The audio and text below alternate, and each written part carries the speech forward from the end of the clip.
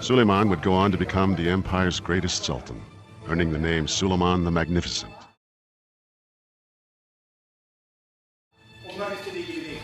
16th century Europe was dominated by young and dynamic leaders. England's Henry VIII, Francis I of France, the Habsburgs' Charles V, and Russia's Ivan the Terrible. Suleiman saw himself as a major player in this world and set out to prove it. Taking the throne at age 26, he immediately launched his first military campaign.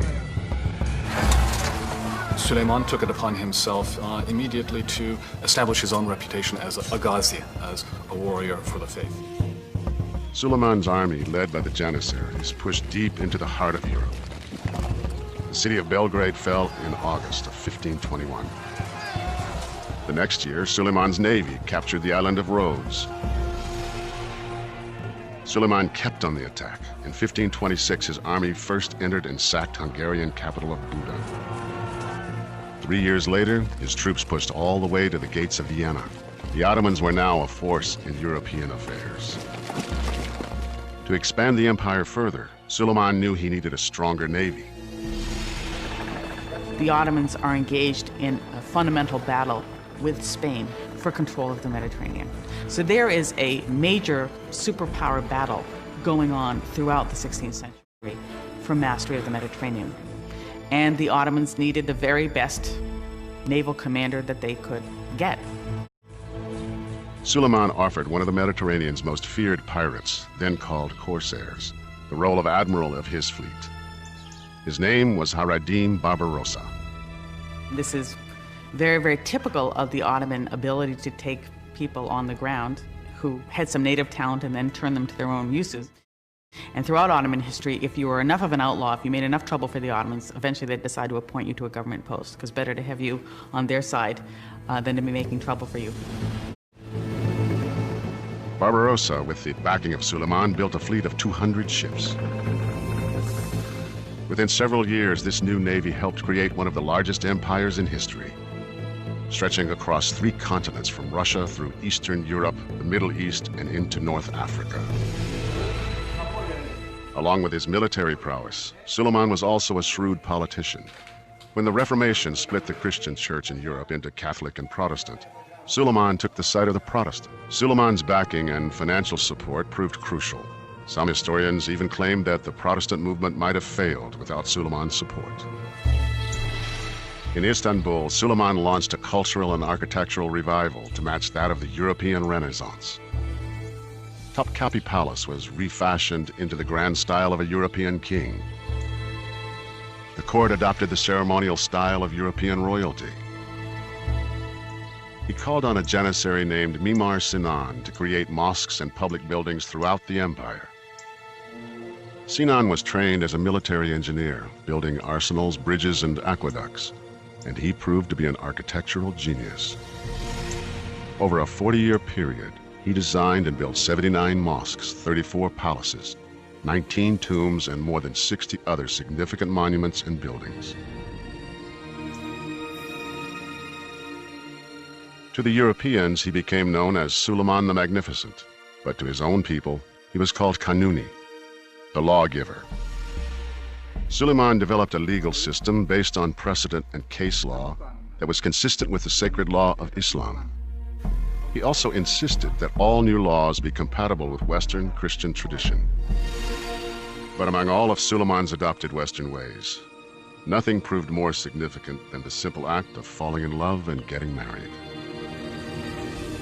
Suleiman's marriage not only reshaped his reign, it would alter the course of Ottoman history for the next century. For over a century, the Ottoman monarchy had relied on slave concubines, not wives, for the production of heirs.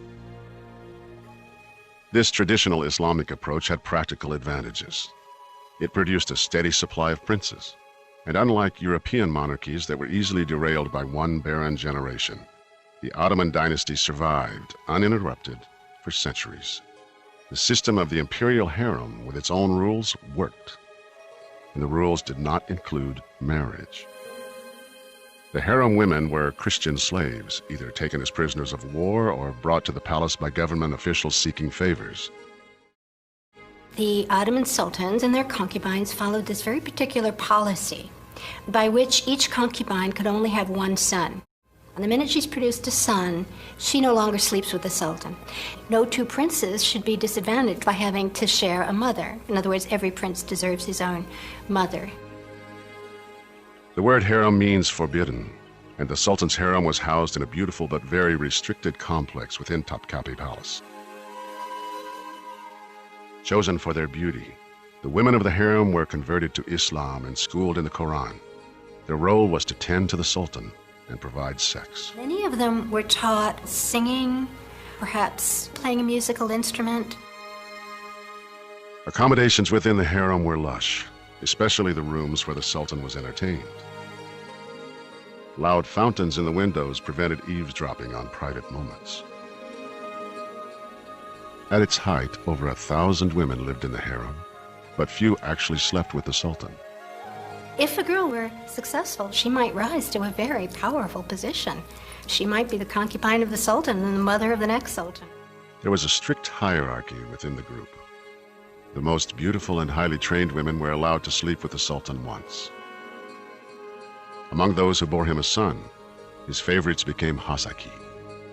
These were the closest the Sultan would come to having a traditional marriage. As the size and influence of the Ottoman Empire grew, stories of concubines and the Sultan's private harem spread. European writers spun lurid tales of beautiful and naked women, fueling the myth of orgies and debauchery. Well, this fantasy of the Sultan surrounded by naked women, I think probably for the most part that didn't happen. But overall, the harem operated according to strict moral codes of Islam. First of all, you have to just get out of your mind that this is something immoral or reprobate. Islamic law recognizes to reproduce with concubines as a legitimate phenomenon. A man can take a female slave as a sex partner if she is willing. The Sultan had his own private path into the harem, known as the Golden Road. The only other men allowed entrance were castrated male slaves called eunuchs, who guarded, protected, and trained the concubines. The chief eunuchs sometimes became high-ranking officers of the empire, serving just under the Grand Vizier or the Sultan's chief minister. This was a highly regimented world, until Suleiman placed his handkerchief on the shoulder of a Ukrainian slave girl named Roxolana. He instructed her to return it to his quarters that night, and thus began a romance that would change the course of the empire forever. The Sultan sold all his concubines as virgins and committed to an unprecedented monogamous relationship with Roxolana. She produced 6 children with him. People didn't quite understand why the Sultan is having so many children with her. Then, in 1534, Suleiman made a highly controversial choice. He and Roxolana were officially married. Roxolana was not apparently so extraordinary a beauty as to inspire the sort of passion and devotion that the Sultan was said to have lavished upon her. Whatever her wiles, Roxolana became a powerful force in the empire. Roxolana was smart, and she was very, very knowledgeable about political intrigue. We know for a fact that she got involved in the palace politics, and some scholars even believe that she played a role in the killing of Suleiman's own son, Mustafa, and to make place for her own sons. After Mustafa's execution, Roxolana's own son, Bayezid, died under mysterious circumstances, leaving Roxolana's favorite son, Selim, as the only surviving heir.